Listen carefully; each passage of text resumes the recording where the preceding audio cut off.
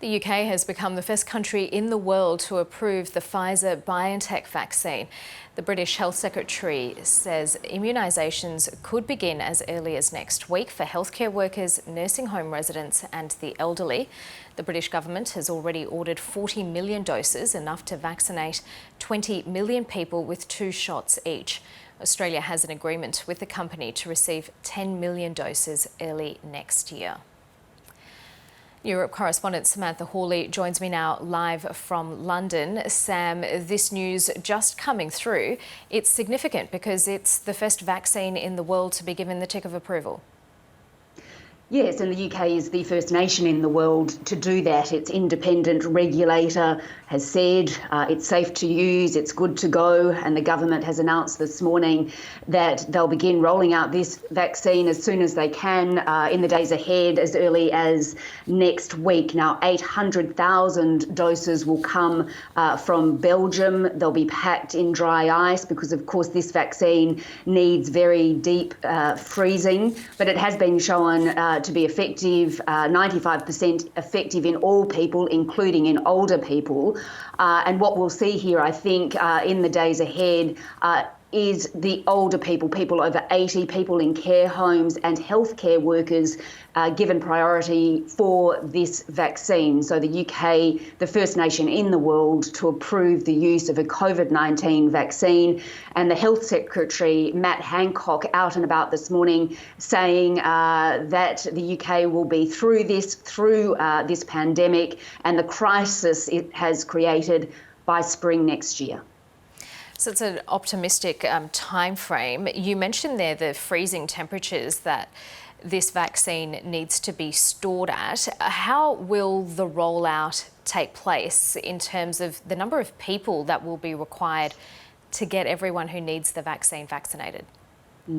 Well, as you mentioned, the UK has 40 million doses of this vaccine on order. That's enough for 20 million people because, of course, you need 2 shots. Now, the military here in the UK will be involved in the logistics for this. Already we're seeing in the city of Bristol a mass vaccination centre being set up at a football stadium. Soldiers are there. They will be in charge of logistics.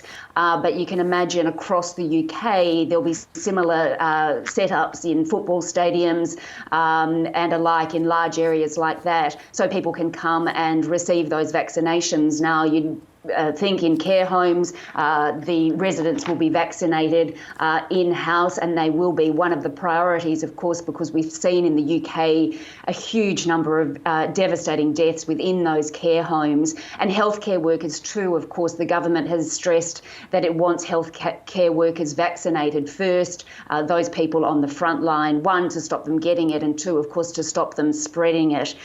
So very significant news, I think, out of the UK this morning, the first nation in the world to approve the use of a COVID-19 vaccine. It has 40 million doses on order. 20 million people then can be vaccinated. And as I said, an optimistic health secretary says we'll all be through it in the UK at least by spring. So a very big task, though, as you mentioned, ahead, and it does need that sort of military involvement to get it done.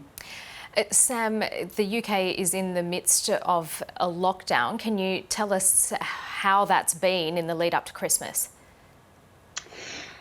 Well, that's right. The lockdown ends actually today, this evening, and then the nation goes into a tiered system, a 3-tiered system, 3 being the highest, where some cities will remain in virtually a lockdown in Tier 3, others will be in Tier 1 and have a lot more freedom depending on the infection rates. Now, what we have seen from the last lockdown that lasted for a month and ends, as I said this evening, is that the infection rate has dropped, and that's what they needed to see. The R rate, the reproductive rate, has come down below 1 again, and they needed that because the hospitals were becoming overwhelmed across Britain.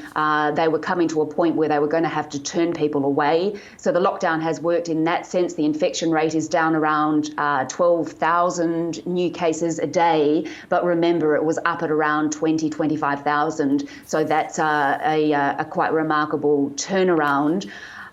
Christmas the government is giving people a reprieve here over Christmas. They will be able to gather with other families inside, up to 3 families inside over a period of days, but still those restrictions will stay in place. And I think scientists have been really wanting to stress that a vaccine is coming, but they don't want people to feel too relaxed because of this vaccine news. Until everyone is vaccinated and the rollout has been complete, people still need to be vigilant and still need to maintain and respect the restrictions that are in place.